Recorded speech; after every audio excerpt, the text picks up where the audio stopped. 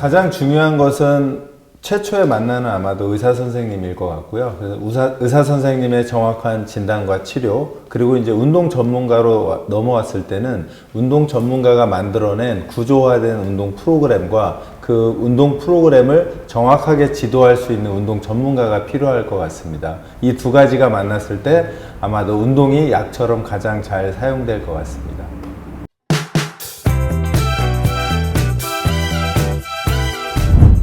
우선 중요한 순서대로 따지기에는 좀 어려울 것 같습니다. 가장 중요한 것은 고객의 상태일 것 같아요.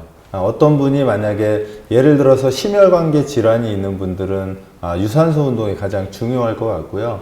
그 다음에 이제 허리나 무릎이 불편하신 분들 중에 근력이 부족하신 분들은 아마 근력 운동이 가장 중요하게 될 거고요. 그 다음에 허리나 무릎이 아프신 분들이 유연성이 없어서 아프신 분도 있거든요. 그런 분들은 스트레칭이 아마 가장 중요할 것 같습니다. 하지만 이런 만성 질환자가 아닌 일반인이 건강을 위해서 한다면 유연성이 가장 그러니까 먼저 실행이 되어야 하고요. 그리고 근력, 그 다음에 유산소 운동 순서대로 하는 게 건강을 지키는 데는 가장 좋습니다.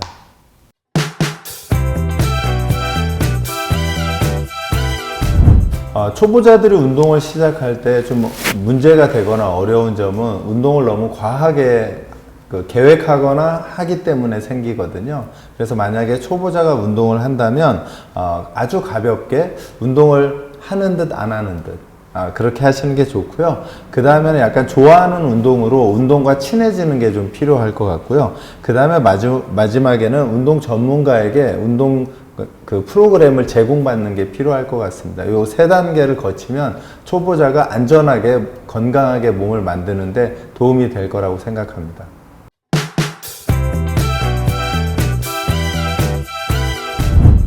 운동의 강도를 조절하는 방법 중에요. 일반적으로 심장 박동수를 기준으로 하는 경우가 있는데요. 저강도는 제가 유산소 운동을 하면서 옆 사람과 대화가 가능한 정도가 아마 가벼운 정도가 되겠고요. 중간 정도의 강도면 문장을 적절한 정도, 중간 정도에 되는 문장을 이야기하면서 운동을 할 수 있을 때 중간 강도가 되고요. 고강도가 되면 단어를 한두 가지 정도 말할 수 있을 정도가 되면 고강도 트레이닝이 됩니다. 그래서 초보자, 중급자, 상급자가 그것을 기준으로 하시면 되고요. 근력 운동은 반대로 반복 횟수가 많아지면 저강도고요. 반복 횟수가 적어지면 고강도입니다. 그래서 초보자들은 15에서 20회에서 시작해서 중급자들은 대략 한 10번 전후 만약에 어떤 경기력을 향상하겠다라고 한다면 뭐 3번, 4번 정도의 반복 횟수까지 오면 고강도가 된다고 생각하시면 되겠습니다.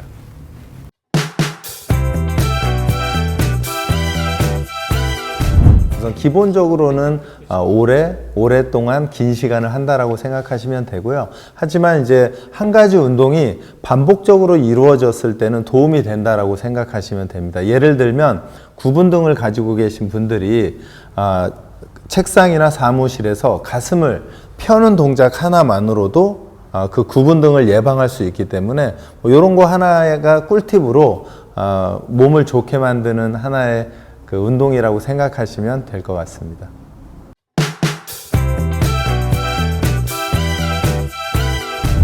운동이 기본적으로 맛있는 식사를 하는 것처럼 즐거운 일이 아니기 때문에 중간에 그만두는 경우들이 많습니다.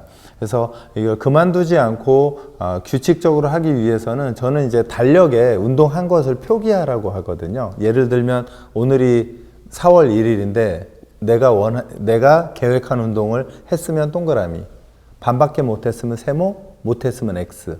그래서 책상 앞에 내 달력에 동그라미와 세모와 X가 눈에 보이면 아무래도 압박을 받으면서 운동을 하게 되어 있거든요. 이런 것들을 추천드리고요. 그래서 조금 전에 말씀드린 대로 운동을 너무 많은 양을 고강도로 준비하시면 힘들어서 운동을 중지할 가능성이 크거든요. 그래서 스쿼트라든지 런지라든지 한 가지만이라도 반복을 하신다면 아마 중단하지 않고 오래 하실 수 있을 것 같습니다.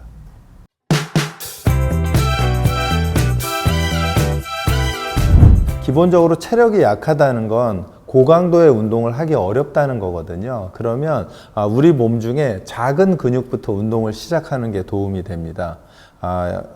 가장 간단한 것은 쓴 상태에서 뒤꿈치 드는 운동이 있죠. 예를 들어서 사무실이나 집에서 뒤꿈치 들어 올리는 운동을 하루에 뭐 30개씩 3번 정도 한다. 이렇게만 하셔도 운동이 습관화되면서 그 다음에 좀 더 큰 근육을 운동할 수 있는 준비가 된다고 생각하시면 될 것 같습니다.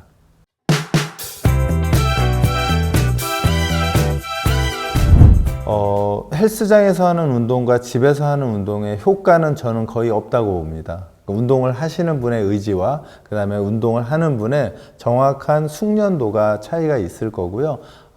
집에서 하게 되면 아무래도 맨몸으로 운동을 하게 될 것이고요. 그 다음에 헬스장에 가면 기구를 사용하실 텐데요. 두 가지 다 자기 몸을 정확히 쓸 수 있다면 두 군데 다 좋은 효과를 낼 거고요. 정확한 동작을 하지 못하면 헬스장이나 집에서 하는 모든 운동들이 아마도 부상을 일으킬 가능성이 있기 때문에 큰 차이는 없다라고 저는 생각합니다.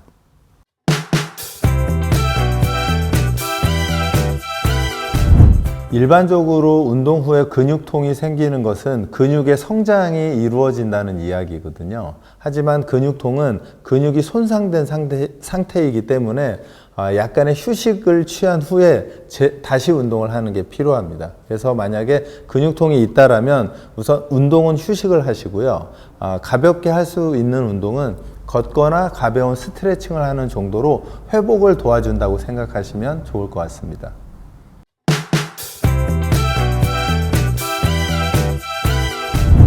네, 잘못된 운동은 무조건 해가 됩니다. 그래서 운동은 정확한 동작을 배우는 게 좋고요.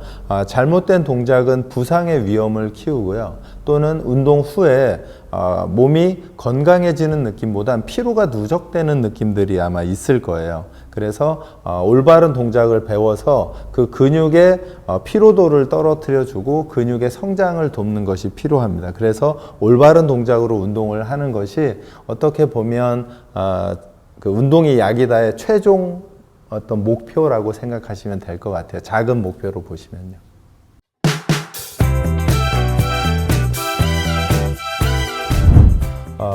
운동이 적절한지를 구분하기 위해서는 그 운동을 시작하는 분의 그 체력 상태를 봐야 될 것 같아요. 간단하게 저체력자라고 하면 100% 운동에 대략 5, 60% 정도가 적절할 거예요. 5, 60%를 해도 아마도 근육통이 생기고 다음날 뻐근함이 생길 것이고요. 예를 들어서 한 중급자 정도 된다면 꽤 건강하신 분들이거든요. 그분들은 대략 운동 강도가 한 7, 80%는 되어야 근육통이 생기거나 운동이 한 느낌이 있으실 거예요. 그래서 고객의 그 체력 상태에 맞춰서 운동을 하는 게 중요하고요. 그 다음에 또 한 가지는 건강하려고 시작했던 운동인데 운동에 매몰되면서 중독이 되는 경우들도 없지 않아 있거든요. 그래서 운동의 강도와 양을 정해서 규칙적으로 운동하는 것이 운동이 약이다의 중요한 컨셉이라고 생각하시면 좋을 것 같습니다.